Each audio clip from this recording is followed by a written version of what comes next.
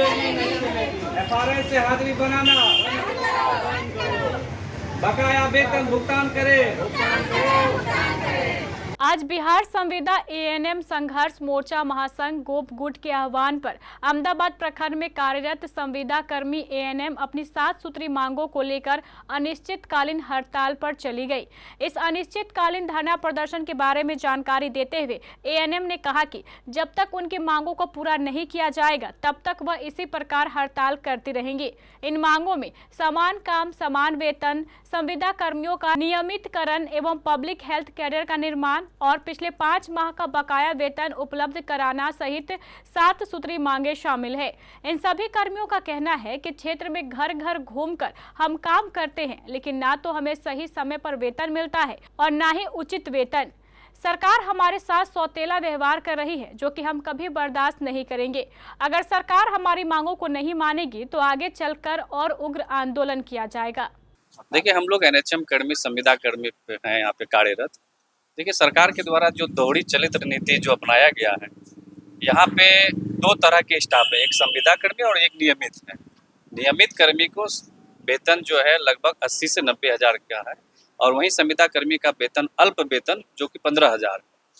और संविदा कर्मी पे जो लागू किया गया FRS NS जो है फेस के द्वारा अटेंडेंस बनाया जाना है और जो कि उनको कहा गया कि 3 टाइम बनाने के लिए, और ये चीज़ जो है और कर्मी को ये चीज़ से मुक्त रखा गया है। संविदा कर्मी को ही रखा गया है इसके अंदर और बाकी जो स्थापना वाला को उसको यहाँ से इस अटेंडेंस से मुक्त किया गया। उनका भी बायोमेट्रिक से हाजिरी बनती है, लेकिन इससे मुक्त किया गया है। हम लोग भी पहले बायोमेट्रिक से हाजिरी बनाते थे, हमको वहाँ से हटा करके हम लोग को जो है एनएचएम के द्वारा जो FRS जो लागू किया गया है वहाँ से बनाने के लिए बोला जाता है। हम लोग का मांग है कि पहले तो आप 3 महीने का वेतन का भुगतान करें, फिर हम अपना मोबाइल लेंगे, फिर हम आपका जो है ऐप डाउनलोड करेंगे, फिर हाजिरी बनाएंगे। एक तो मेरे पास अल्प वेतन है, उसके बाद हमको 3 महीना से वेतन नहीं मिला है। आप ये जो हमारे ऊपर थोप रहे हैं कि हाजिरी मोबाइल के द्वारा ऐप के द्वारा बनाना, ये नहीं कर पाएंगे। कुल कितनी मांगे हैं आप? कुल 7 मांगे हैं। हमारी मांग जो है समान काम समान वेतन। दूसरा है, जब तक आप हमारा वेतन समान नहीं करेंगे तब तक ये चीज़ हम लोग अक्षम है इसको बनाने में। हम इसका विरोध नहीं करते हैं, मैं बनाने के लिए तैयार हूँ, लेकिन आप जो स्थापना को देते हैं वो चीज़ हम लोग को भी दीजिए। हम लोग हमेशा करने के लिए तैयार हैं, आपके साथ खड़ा रहेंगे।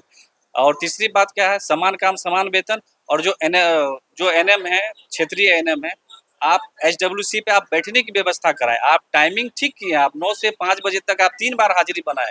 3 बार क्या, हम 4 बार बनाने को तैयार हैं। जब हम वहाँ रहेंगे तो 4 बार क्यों, 4 बार बनाने को तैयार हैं, लेकिन सबसे पहले आप वहाँ बैठने की व्यवस्था कराएं। ना तो टेबल है, ना तो कुर्सी है, किसी के दरवाजे पे बैठ करके ये लोग टीकाकरण करते हैं, या तो पेड़ के नीचे बैठ के करती है। मौसम खराब, बारिश में भीग करके ये लोग को टीकाकरण करना पड़ रहा है। आप बताइए कि किसी के दरवाजे पे 2 घंटा कोई भी आदमी बैठ जाए तो उसको बोर फीलिंग होता है। ये तो पराया जाती है उसके दरवाजे पे काम करने के लिए, तो उसको कितना फीलिंग होता है। और इसी बीच में यदि शौचालय का शौच लग जाता है, ये लोग क्या करती होगी, ये बड़ी समस्या है। पहले तो आप व्यवस्था करवाएं, फिर आप हाजिरी का ये लागू करें। क्या नाम है? मेरा नाम दीपक कुमार, STS अध्यक्ष कटिहार। इस चीज को लेकर आप लोग हड़ताल में हैं, क्या मांग है आपकी और ये हड़ताल कब तक जाती है? ये हड़ताल अनिश्चितकालीन है। हम लोग FRS अटेंडेंस के खिलाफ ये हड़ताल किए हुए हैं, जो अनिश्चितकालीन है। हम लोगों को पिछले 3 माह का वेतन भी नहीं दिया गया है और हम लोगों को एक दिन में 3 टाइम अटेंडेंस बनाने के लिए कहा जा रहा है, जो एक संभव नहीं है, क्योंकि हम लोग क्षेत्र में जाके काम करते हैं, अलग अलग जाके काम करना होता है, जहाँ पे नेटवर्क इशू होता है, बैठने का सुविधा नहीं होता है, पानी का सुविधा नहीं होता है। वैसे जगह पे हम लोग अटेंडेंस कैसे बनाए? तो हम लोगों का बस इतना ही कहना है कि समान काम समान वेतन दिया जाए। इसके बाद जो जरूरत का है वो सारा चीज उपलब्ध कराया जाए। और क्या नाम है? सरिता कुमारी। को लेकर आज आप लोग हम लोग FRS का विरोध करने के लिए अनिश्चितकालीन हड़ताल पे जा रहे हैं। आज हम लोग को बोला जा रहा है क्षेत्र में 3 टाइम अटेंडेंस बनाने के लिए। हम लोग के क्षेत्र में नेटवर्क नहीं रहता है, वहाँ पे हम लोग किस प्रकार से संभव है कि हम लोग 3 टाइम अटेंडेंस बनाएं। जब हम लोग क्षेत्र में जाते हैं तो कहीं क्षेत्र में ऐसा बाढ़ पीड़ित इलाका है, हम लोग नाव टप कर जाते हैं, कहीं कहीं ऐसा होता है गाड़ी नहीं मिलती है, क्षेत्र में जाने में असुविधा होती है।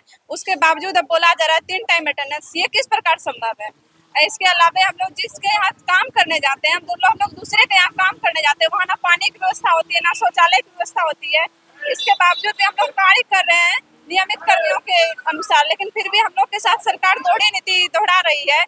इस वजह से हम लोग का डिमांड है कि समान काम समान वेतन दिया जाए, और उसके बाद हम लोग को 3 महीना से वेतन भी मानदेय नहीं दिया जा रहा है। तो हम लोग किस प्रकार से सरकार की इस बात को माने, बस हम लोग का यही डिमांड है। क्या नाम है? मेरा नाम ज्योति रानी है। कहाँ कार्यरत हैं आप? हम दिल्ली दीवानगंज में कार्य करते हैं, अहमदाबाद। को लेकर आप लोग हड़ताल पे हैं, क्या हम लोग बिहार संविदा एवं संघर्ष मोर्चा महासंघ गोप गुट से संबंध संगठन के आह्वान पे हैं। हम लोग आज से हड़ताल किए हैं।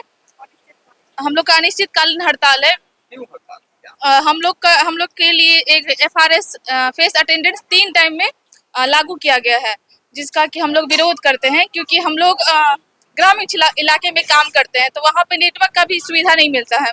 जिस दिन अगर हम अटेंडेंस नहीं बनाते हैं, काम करने के बावजूद भी हमारा सैलरी कट हो जाएगा, फिर हम क्यों वो अटेंडेंस बनाएंगे। कितनी मांग है आपको?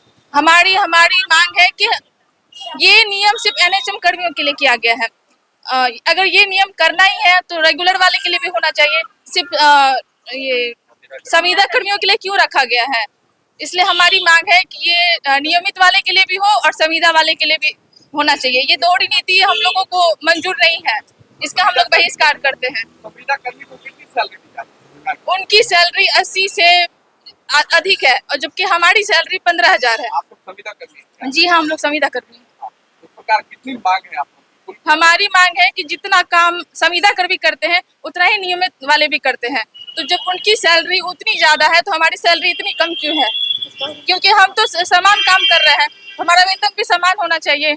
ये तो सरकार की दोहरी नीति है, जिसको कि हम लोग बहिष्कार करते हैं। और मेरा नाम आकांक्षा श्री है। गायकी के शौकीनों के लिए शानदार खबर। सुर संसार सीजन 1 की शानदार सफलता के बाद अब सुर संसार सीजन 2